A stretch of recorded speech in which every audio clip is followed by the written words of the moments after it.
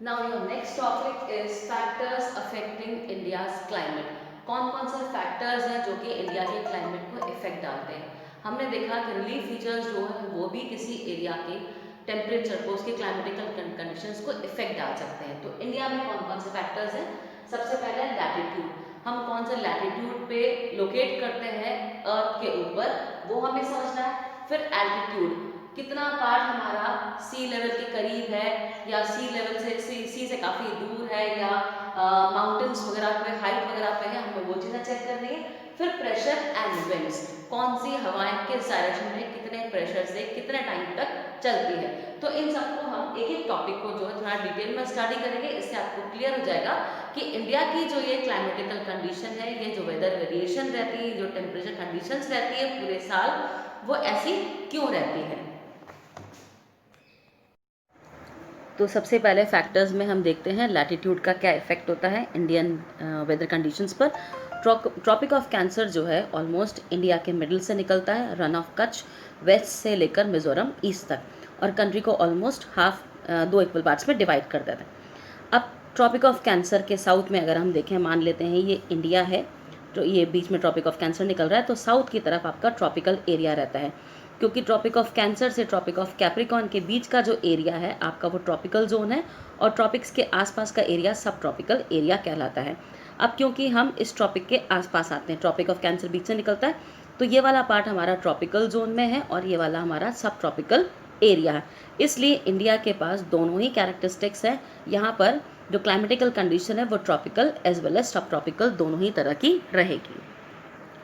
फिर एल्टीट्यूड पे चलते हैं, तो इंडिया के नॉर्थ की तरफ हाईएस्ट माउंटेन रेंज जो है वो है दैट इज़ हिमालयाज, और इसकी अगर हम एवरेज हाइट देखेंगे तो इट इज़ 6000 मीटर्स।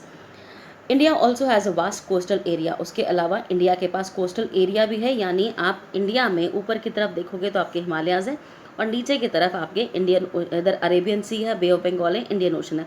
तो हमारे पास काफ़ी बड़ी कोस्टल एरिया भी है वेयर द मैक्सिमम एलिवेशन, और इस कोस्टल एरिया में अगर आप मैक्सिमम एलिवेशन देखोगे तो सिर्फ 30 मीटर्स तक है। अब ये हिमालयाज़ जो हैं ये सेंट्रल एशिया से आने वाली ठंडी हवाओं से हमें बचाते हैं। मान लीजिए ये हिमालयाज़ है, तो ये सेंट्रल एशिया से जो ठंडी हवाएं उसको ये रोक देता है, तो ये इसके लिए बैरियर का काम करता है। It is because of these mountains that this subcontinent experiences comparatively milder winters as compared to Central Asia। और इसी हिमालय की वजह से हमारे यहाँ पर हम जो है इतनी ज़्यादा सर्दी महसूस नहीं करते जो कि सेंट्रल एशिया में देखने को मिलती है। उसके बाद आपका है pressure and winds. The climate and associated weather conditions in India are governed by the following atmospheric conditions। India का जो क्लाइमेट और इसके साथ वाली जो वेदर कंडीशंस हैं उनको गवर्न करने के लिए कुछ एटमॉस्फेरिक कंडीशंस हैं, जैसे प्रेशर एंड सरफेस विंड्स, कितने प्रेशर से कौन से सरफेस पे हवाएं चल रही है। अपर एयर सर्कुलेशन, एटमॉस्फेयर में ऊपर की तरफ कौन सी हवाएं किस डायरेक्शन में चलती हैं। फिर western cyclonic disturbances and tropical cyclones, tropical area में आने वाले साइक्लोन, क्योंकि हम ट्रॉपिकल एरिया में भी आते हैं, जो नीचे वाला पार्ट है हमारा ट्रॉपिक ऑफ कैंसर से, तो और इस वहीं पर ही नीचे हमारे समुद्र भी हैं काफ़ी सारे, तो ट्रॉपिकल साइक्लोन्स का क्या असर होता है, और वेस्टर्न साइक्लोनिक डिस्टर्बेंस यानी जो मेडिटेरियन सी है वहाँ से आने वाली हवाएं हमारे क्या इफेक्ट डालती हैं। India lies in the region of north easterly winds. अब हम ग्लोब पे अगर देखेंगे तो एशिया जो है वो नॉर्दर्न हेमिस्फीयर में है, तो इंडिया हमारा नॉर्थ में आता है और ईस्ट साइड पर है, तो नॉर्थ ईस्टर्ली विंड्स के एरिया में हम लोग हैं। These winds originate from the sub tropical high pressure belt of the northern mountains, northern areas. ये विंड्स जो है हमारे सब ट्रॉपिकल हाई प्रेशर बेल्ट जो है नॉर्दर्न हेमिस्फीयर की, वहाँ से ओरिजिनेट होती हैं। दे ब्लो साउथ, और उसके बाद ये साउथ की तरफ ब्लो करती हैं। उसके बाद ये कॉरेलस फोर्स की वजह से राइट डायरेक्शन की तरफ डिफ्लेक्ट हो जाती है। कॉरेलस फोर्स आपका है जो अर्थ की रोटेशन की वजह से जो फोर्स क्रिएट होती है उसको कॉरेलस फोर्स कहा जाता है। और उसके बाद ये इक्वेटर की तरफ मूव करते हैं जो कि लो प्रेशर एरिया है। Generally these winds carry very little moisture, क्योंकि ये ज़मीन से उठने वाली हवाएं हैं इसलिए इनमें मॉइस्चर काफ़ी कम होता है, और इसीलिए इनकी वजह से बहुत कम या रेनफॉल होती ही नहीं है। तो इसके हिसाब से तो इंडिया एक एरिड लैंड होना चाहिए था, लेकिन ऐसा नहीं है। ऐसा क्यों नहीं है? The pressure and wind conditions over India are unique. India के ऊपर जो प्रेशर और विंड कंडीशंस है वो काफ़ी यूनिक है बाकी वर्ल्ड से। क्योंकि during winter there is a high pressure area north of the Himalayas, क्योंकि सर्दियों के टाइम पर हिमालयस की तरफ हाई प्रेशर एरिया रहता है और यहाँ से ठंडी हवाएं जो है वो लो प्रेशर एरिया की तरफ ब्लो करती हैं over the oceans to the south. Summers के अंदर जो लो प्रेशर एरिया इंडिया के इंटीरियर में, यानी जो अंदर वाला पार्ट है, लैंड वाला पार्ट है, वहाँ ओरिजिनेट होता है interior Asia as well as over north western India. This cause a complete reversal of the direction of winds during summer, और इसीलिए समर्स के टाइम पर विंड का डायरेक्शन जो है कंप्लीट रिवर्सल हो जाता है। सर्दियों में हवाएं ऊपर से नीचे आ रही थी, अब नीचे से ऊपर की तरफ जाएगी। Air moves from the high pressure over area over the southern Indian ocean. अब यहाँ पर जो इंडियन ओशियन हमारा, उसमें साउथ की तरफ, नीचे की तरफ हाई प्रेशर एरिया डेवलप हो रहा है और यहाँ से हवाएं जाएगी इन साउथ ईस्टर्ली डायरेक्शन। ये हवाएं जाएगी साउथ ईस्टर्ली, नीचे से ईस्ट साइड पर। Air moves from the high pressure area over the southern Indian ocean in a south easterly direction, crosses the equator. अब ये इक्वेटर को क्रॉस करेगी and turns right towards the low pressure areas, sorry south से इधर की तरफ। तो ये इंडियन ओशन से साउथ में है हमारे, तो यहाँ से ईस्टर्न साइड पर इधर ट्रैवल करेगी और उसके बाद जो आपका इक्वेटर है उसको क्रॉस करके राइट साइड पर टर्न हो जाएगी, जो कि लो प्रेशर एरिया है इंडियन सब कॉन्टिनेंट की तरफ। These are known as a south west monsoon winds, इनको साउथ वेस्ट मानसून विंड्स कहते हैं। अब क्योंकि ये वार्म एरिया से ब्लो कर रही थी, इसीलिए अपने साथ में मॉइस्चर, वार्म ओशियन जो है इक्वेटर के पास में, वहाँ से ट्रैवल करती हैं, इसलिए अपने साथ में काफ़ी सारा मॉइस्चर कलेक्ट करती हैं और इंडिया में उसके कारण बारिश होती है। फिर अपर एयर सर्कुलेशन जो है इस एरिया के अंदर, वो वेस्टर्ली फ्लो की वजह से डोमिनेटेड है। एंड इम्पॉर्टेंट कंपोनेंट, और इस फ्लो का इंपॉर्टेंट कंपोनेंट आपका है jet stream. The jet streams are located approximately over 27 degree to 30 degree north latitude.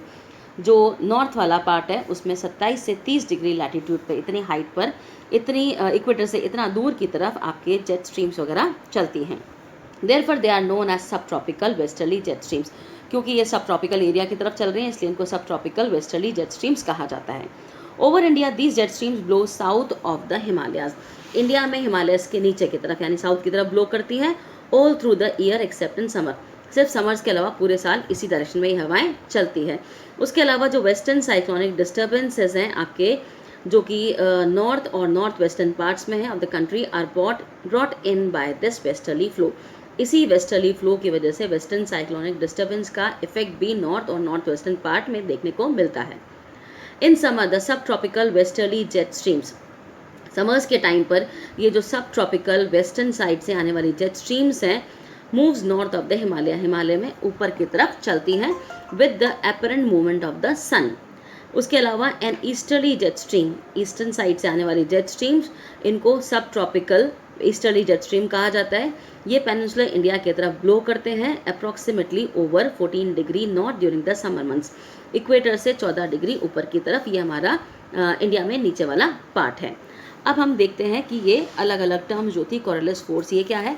कॉरलिस force का मतलब होता है an apparent force caused by the earth's rotation. Earth की रोटेशन से कॉज होने वाला जो फोर्स है उसको कॉरलिस फोर्स कहा जाता है। अब ये जो कॉरलिस फोर्स है ये आपके विंड्स के डायरेक्शन को डिफ्लेक्ट कर देता है towards the right in the northern hemisphere. Northern hemisphere में ये हवाएं नॉर्थ राइट साइड पर ट्रैवल करती हैं और सदर्न हेमिस्फीयर में लेफ्ट साइड पर चलती हैं। इसको फेरेल्स लॉ भी कहा जाता है। उसके बाद जेट स्ट्रीम्स क्या है?